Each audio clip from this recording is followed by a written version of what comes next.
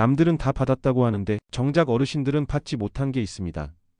TV에서도 인터넷 뉴스에서도 카드만 써도 현금처럼 돌려받는다. 누구나 신청 가능하다. 이렇게 떠들썩했죠. 하지만 실제로 신청해 보신 분들은 아실 겁니다. 말처럼 쉽지 않았다는 걸요. 앱을 깔라고 하고 인증하라고 하고 디지털 온누리 상품권을 받으라는데 도대체 어떻게 하는 건지 모르겠다는 분들이 많았습니다. 그 사이 젊은 사람들은 이미 다 받았다고 합니다. 카드만 써도 돈이 돌아온다는데 왜 어르신들은 그 혜택을 받지 못했을까요? 이게 단순히 모르는 사람만 손해보는 일일까요? 아니면 제도 자체가 누군가에게 불리하게 만들어진 걸까요? 오늘은 바로 그 이유 상생페이백 제도의 숨은 벽에 대해 이야기해 보려 합니다. 구독과 좋아요는 다음 영상을 만드는 큰 힘이 됩니다.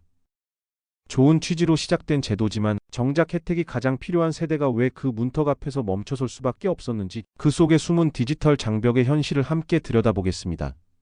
지난달부터 시작된 상생페이백 제도. 카드만 쓰면 현금처럼 돌려받는다. 소비를 하면 돌려받는다. 그 문장만 들으면 정말 쉬워 보였습니다. 하지만 제도의 안을 들여다보면 어르신들에게는 너무나 높은 문턱이 숨어 있습니다. 상생페이백은 올해 9월부터 11월까지 카드 사용액이 지난해보다 늘면 그 증가분의 20%를 환급해주는 제도입니다. 예를 들어볼까요? 작년 월 평균 카드 소비가 100만 원이었다면 올해 9월에 130만 원을 썼을 경우 증가분 30만 원의 20%, 즉 6만 원을 디지털 온누리 상품권으로 돌려받습니다. 최대 월 10만 원, 3개월 동안 최대 30만 원까지 돌려받을 수 있습니다. 국민들은 반응이 뜨거웠습니다. 시작 16일 만에 무려 939만 명이 신청했습니다. 국민 5명 중 1명꼴이 참여한 셈입니다. 하지만 그 뜨거운 참여 속에서도 조용히 멀어진 사람들이 있습니다. 바로 60대 이상 시니어 세대입니다. 자료를 보면 전체 신청자 939만 명 중 30대가 26%, 40대가 25%로 절반을 차지했습니다. 그 뒤를 50대가 19%, 20대 이하가 18%로 이었습니다. 그런데 60대 이상은 단 11%. 인구 비율로 따져보면 우리나라 국민 중 약 30%가 60대 이상인데 참여율은 그 절반에도 미치지 못합니다. 더 자세히 보면 60대의 참여율은 10.8%, 70대는 4.1%, 80대 이상은 1.1%에 불과합니다. 30대는 36%가 넘습니다. 40대는 31%, 50대도 20%를 넘죠. 세대 간의 참여 격차가 이토록 뚜렷하게 나타난 이유는 무엇일까요? 전문가들은 말합니다. 디지털 접근성이 낮은 어르신들에게 이 제도는 너무 복잡합니다. 상생페이백은 모든 절차가 스마트폰을 중심으로 설계되어 있습니다. 본인 인증, 카드 등록, 그리고 디지털 온누리 앱 설치까지 해야 합니다. 이 모든 과정은 젊은 세대에게는 익숙하지만 시니어 세대에게는 낯설고 어렵습니다. 한 70대 어르신의 이야기를 들어봅시다. 텔레비전에서 하라고 해서 해보려는데 앱을 깔라고 하더라고요. 인증번호를 넣으라는데 도무지 모르겠어요. 이 어르신은 제도를 알고도 포기했습니다. 혜택이 있어도 도달할 수 없는 사람들에게는 그건 존재하지 않는 복지입니다. 실제로 한 달 동안 상생페이백 관련 상담 건수는 77만 건이 넘었습니다. 그중 37%가 신청 방법을 모르겠다는 내용이었습니다. 25%는 앱이 안 된다, 인증이 실패했다였습니다.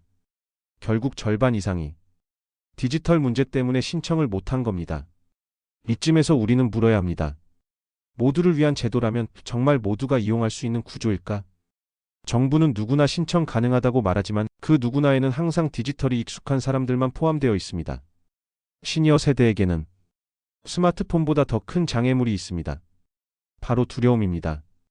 잘못 누르면 돈이 사라질까봐, 개인정보가 유출될까봐, 괜히 자식들에게 혼날까봐 그냥 시도조차 하지 않습니다. 결국 제도의 문 앞에서 멈춥니다. 그럼 자식에게 부탁하면 되지 않나? 그렇게 생각할 수도 있습니다. 하지만 현실은 다릅니다. 전체 65세 이상 인구의 37%가 혼자 사시거나 노부부끼리 삽니다. 도와줄 가족이 없다는 뜻입니다. 누군가의 손길이 없으면 그들은 참여할 수 없습니다. 일부 지자체는 전통시장이나 주민센터에 현장 접수 창구를 만들었습니다. 하지만 전국의 어르신 인구를 생각해보면 그건 모래사장에서 바늘 하나 찾는 일에 불과합니다. 접수를 도와주는 인력도 부족하고 앱 오류가 나면 방법이 없습니다. 그래서 어르신들은 결국 말합니다. 나는 그냥 안 할래. 상생페이백은 소상공인을 돕고 국민 소비를 살리자는 좋은 취지로 만들어졌습니다. 하지만 결과적으로 가장 서민적인 시니어층이 가장 먼저 배제되는 아이러니가 생겼습니다. 이것이 바로 디지털 복지의 역설입니다. 기술은 편리함을 가져왔습니다. 하지만 그 편리함은 누군가에게는 문턱이 됩니다. 정부는 빠르게 달리고 있지만 모든 국민이 같은 속도로 달릴 수는 없습니다. 정책은 속도가 아니라 사람의 발걸음에 맞춰야 합니다. 진짜 복지는 기술이 아니라 접근성입니다. 버튼 하나 클릭 한 번이 아니라 누구나 쉽게 참여할 수 있는 길이 있어야 합니다. 어르신이 주민센터 창구에서도 시장에서도 은행에서도 신청할 수 있는 제도. 그게 진짜 상생입니다. 은행 창구에서 직접 신청하고 전화 한 통으로 확인할 수 있고 앱이 없어도 신청할 수 있는 제도. 그런 복지라면 누구나 참여할 수 있을 겁니다.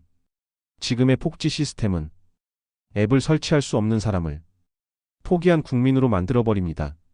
하지만 그건 개인의 문제가 아닙니다. 제도 설계의 문제입니다. 어르신들은 나는 지원 안 받아도 돼요. 라고 말합니다.